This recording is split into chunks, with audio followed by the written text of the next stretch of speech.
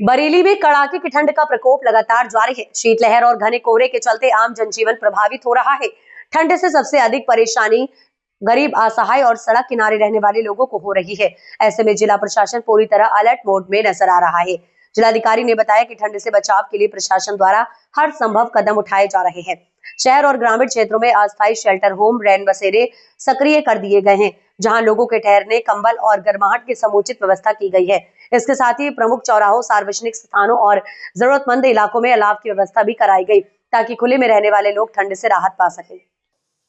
देखिए, इस वक्त की जो शीतलहरी है, अगर प्रदेश के 75 जनपदों में जनपद बरेली जो है सर्वाधिक ठंडे जनपदों में से एक है और इस वक्त जनपद में भयंकर शीतलहरी चल रही है। इसको ध्यान में रखते हुए हम लोगों ने आप कह सकते हो 1 से लेकर 12 तक के जितने भी स्कूल कॉलेज हैं, उन सभी में शीतलहरी के मद्देनज़र छुट्टी कर दिया गया है, जिससे कि हमारे छोटे जो हमारे स्टूडेंट्स हैं, उनका स्वास्थ्य को ध्यान में रखते हुए एक्शन किया गया है। इसके साथ ही पूरे जो हमारा नगरीय क्षेत्र है, जो हमारे नगरीय क्षेत्र, जो हमारे लोकल बॉडीज़ हैं और जो ग्रामीण अंचल है, उन सभी जगहों में बीडीओ के माध्यम से, ईओ के माध्यम से, नगर आयुक्त साहब के माध्यम से सभी को सख्त निर्देश दिए गए हैं कि वो लोग जगह-जगह पॉइंट्स को चिन्हित करके वहाँ पर जो है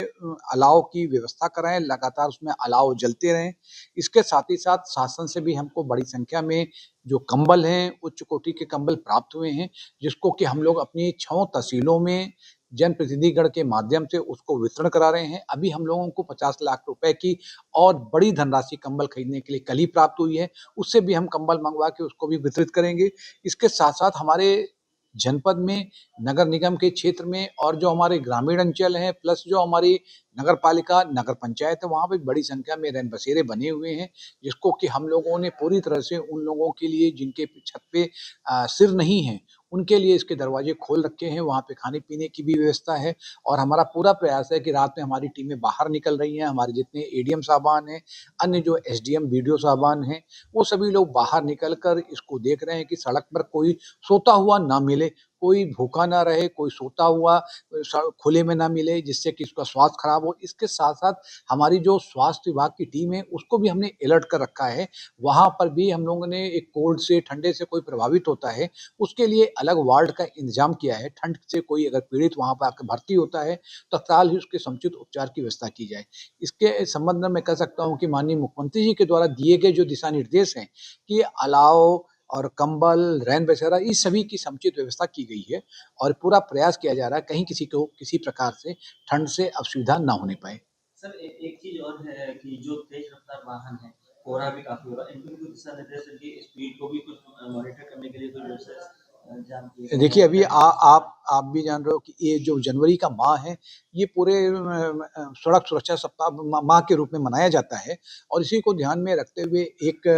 1 तारीख को नए वर्ष के शुभारंभ के मौके पे हम लोगों ने जो जीआईसी ऑडिटोरियम में एक बहुत बड़ा कार्यक्रम आयोजित किया था, जिसका मुख्य उद्देश्य था जन जागरूकता पैदा करना। वहाँ पे लोगों को नाटक के माध्यम से वहाँ के लोगों को एक कह सकते हैं कि स्लोगन और शाउटिंग और उसके कह सकते हैं कि जो एक प्ले के माध्यम से उसको लोगों को बताया गया कि किन-किन वजहों से कि आपको अगर सड़कों पे बाहर निकल रहे हो, तो आपको देखना होगा कि आपकी जो गाड़ी है, उसमें फॉग लाइट लगी है कि नहीं, आपने हेलमेट पहना है कि नहीं और ख़ास तौर से कुछ लोग इस मौसम में जो ड्रिंक आदि करके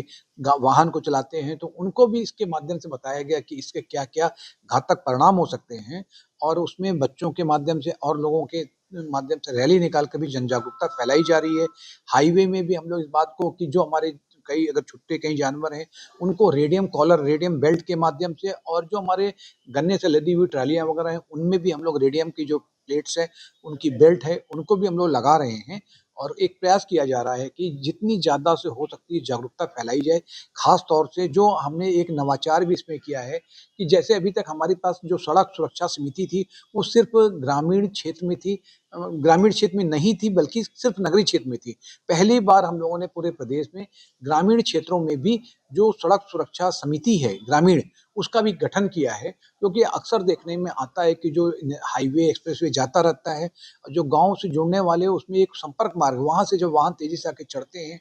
कई बार बिना देखे लापरवाही कर लेते हैं और उसकी वजह से भयंकर एक्सीडेंट होते हैं। तो हम लोगों ने जो ग्रामीण सड़क सुरक्षा समिति बनाई है, इसका भी बहुत अच्छा प्रभाव देखने को मिल रहा है। और बरेली जनपद जो है, अगर देखा जाए आंकड़ों के हिसाब से, तो पूरे 75 जनपदों में नंबर 1 पे है, जहाँ की पिछले 2 वर्षों में सड़क दुर्घटनाओं की संख्या में सबसे ज़्यादा कमी आई है।